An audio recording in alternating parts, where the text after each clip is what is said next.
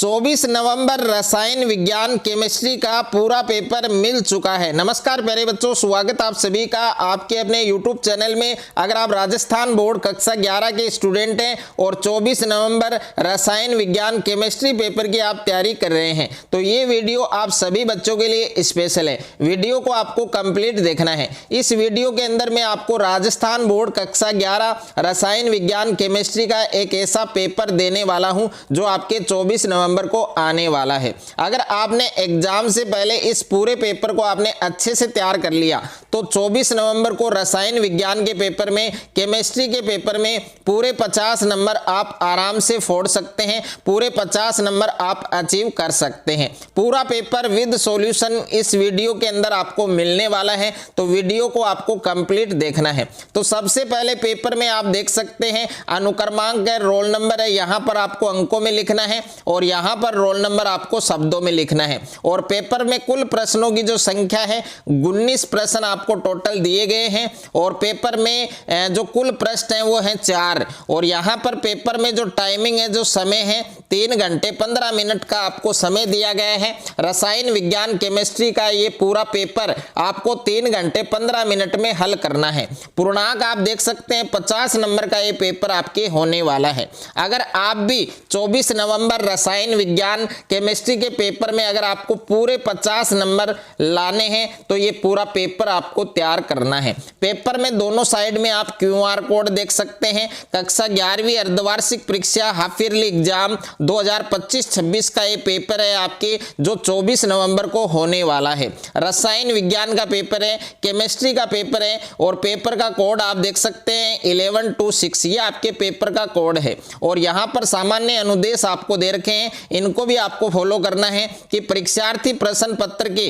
पहले पृष्ठ पर अपना अनुक्रमांक है, रोल नंबर है वो लिखना है। यहाँ पर रोल नंबर अंकों में लिखना है, यहाँ पर आपको शब्दों में लिखना है और प्रत्येक प्रश्न के सामने उसका अंक बार अंकित है। तो प्रश्न संख्या 1 आपको दिया गया है बहुचयनात्मक प्रश्न, यानी मल्टीपल चॉइस क्वेश्चन है आपके।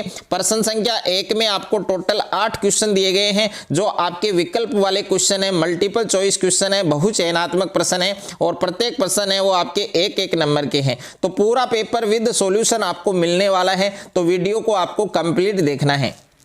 तो पेपर में सबसे पहले आपको प्रश्न संख्या 1 के अंदर फर्स्ट क्वेश्चन आपको दिया गया है कि द्रव्यमान की SI इकाई क्या होगी। तो इसमें आपको द्रव्यमान की SI इकाई है वो आपको बतानी है। तो इसमें आपको 4 ऑप्शन दे रखे हैं। ए ऑप्शन में आपको दे रखा है मिलीग्राम, बी ऑप्शन में दे रखा है ग्राम, सी ऑप्शन में दे रखा है किलोग्राम और डी ऑप्शन में दे रखा है मोल। तो द्रव्यमान की SI इकाई है वो क्या होगी, किलोग्राम होगी। तो सी ऑप्शन आपका करेक्ट होगा। तो इसमें सी ऑप्शन आपका सही उत्तर होगा। दूसरा प्रश्न आपको दे रखा है कि परमाणु क्रमांक 24 वाले तत्व को पहचानो। तो परमाणु क्रमांक 24 वाला जो तत्व है वो क्या होता है आपके, यहां पर क्रोमियम होता है। तो सी ऑप्शन है वो आपका करेक्ट होगा। तो सेकंड क्वेश्चन है उसमें भी आपका सी ऑप्शन बनेगा। और उसके बाद में तीसरा प्रश्न आपको दे रखा है कि प्रोटॉन की खोज किसने की। तो प्रोटॉन की खोज है वो किसने की थी, गोल्डस्टीन ने की थी। तो इस प्रश्न का सही उत्तर क्या होगा, आपके ऑप्शन नंबर बी होगा, यानी प्रोटॉन की खोज किसने की, गोल्डस्टीन ने। और प्रश्न संख्या 4 आपको दे रखा है कि तीसरे आवर्त में कितने तत्व हैं। तो तीसरे आवर्त है उसमें कितने तत्व होते हैं, आपके 8 तत्व होते हैं। तो इस प्रश्न का सही उत्तर क्या होगा, आपके ऑप्शन नंबर ए होगा। और उसके बाद में प्रश्न संख्या 5 आपको दे रखा है। प्रश्न संख्या 5 के अंदर आपको दिया गया है कि निम्नलिखित में से कौन सा अणु केंद्रीय परमाणु के संबंध में अष्टक नियम का पालन नहीं करता है।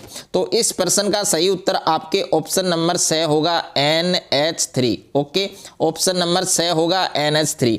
उसके बाद में नेक्स्ट है आपके प्रश्न संख्या 6 आपको दिया गया है कि किस अणु का आकार CO2 के समान है। तो कौन सा अणु है जिसका आकार CO2 के समान है। तो इस प्रश्न का सही उत्तर आपके ऑप्शन नंबर बी होगा, BeF2। ओके, तो ऑप्शन नंबर बी आपको सही करना है। उसके बाद में नेक्स्ट है आपके प्रश्न संख्या 7 आपको दे रखा है। प्रश्न संख्या 7 में आपको दिया गया है, प्रश्न संख्या 7 में आपको दिया गया है कि निम्न में से कौन सा अवस्था फलन नहीं है। तो आपको बताना है कि इनमें से कौन सा अवस्था फलन नहीं है। तो इस प्रश्न का सही उत्तर आपके ऑप्शन नंबर ब होगा कार्य। और प्रश्न संख्या 8 आपको दिया गया है कि निम्न अभिक्रिया में, ये अभिक्रिया आपको दे रखी है H2 + I2 और 2HI, इसमें Kp और Kc के जो मान हैं वो क्या होंगे। तो इसमें Kp और Kc के मान क्या होंगे, दोनों के मान बराबर होंगे। तो Kp बराबर Kc, ए ऑप्शन आपका सही होगा। उसके बाद में नेक्स्ट है आपके, नेक्स्ट जो क्वेश्चन आपको दे रखा है सेकंड है, रिक्त स्थानों की पूर्ति कीजिए। तो इसमें पहला प्रश्न है आपके SF6, इसमें आपको संकरण का प्रकार बताना है। तो इसमें संकरण का प्रकार क्या होगा, SP और 3 और D², ये आपको लिखना है। यानी इसमें संकरण का प्रकार क्या होगा, SP3D², ये आपको रिक्त स्थान में लिखना है। और दूसरा प्रश्न है क्वांटम संख्या n बराबर 4 1 बराबर 2 वाला कक्षक क्या होगा। तो इसमें आपको लिखना है 5, इसमें आपको क्या लिखना है प्यारे बच्चों, 5 आपको लिखना है। और उसके बाद में नेक्स्ट है आपके तीसरा प्रश्न आपको दे रखा है कि किसी तत्व के परमाणु जिनके परमाणु क्रमांक क्या है, परमाणु क्रमांक क्या है, समान है, और जो द्रव्यमान संख्या है वो अलग अलग, तो उसे हम क्या कहते हैं, तो उसे हम कहते हैं समस्थानिक। तो इस रिक्त स्थान में आपको क्या लिखना है, समस्थानिक आपको लिखना है। ओके, समस्थानिक इसका सही उत्तर होगा, ये नाम आपको लिखना है। उसके बाद में नेक्स्ट है आपके 4 नंबर कि रुद्रोष्म प्रक्रम में डेल्टा क्यू का जो मान है वो कितना होता है। तो डेल्टा क्यू का मान कितना होता है, 0 होता है, 0 होता है। उसके बाद में नेक्स्ट है आपके प्रश्न संख्या 3 आपको दिया गया है अति लघुतरात्मक प्रश्न। इसमें अति लघुतरात्मक प्रश्न दिए गए हैं आपको, 8 प्रश्न है टोटल, और प्रत्येक प्रश्न आपके 1-1 नंबर का है।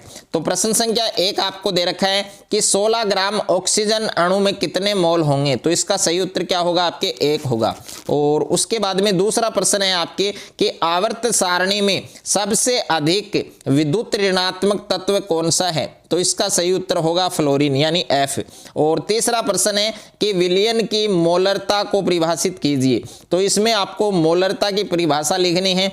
और नेक्स्ट है आपके प्रश्न संख्या 4, इसमें देखिए पोटेशियम में आपको इलेक्ट्रॉन, प्रोटॉन और न्यूट्रॉनों की संख्या बतानी है।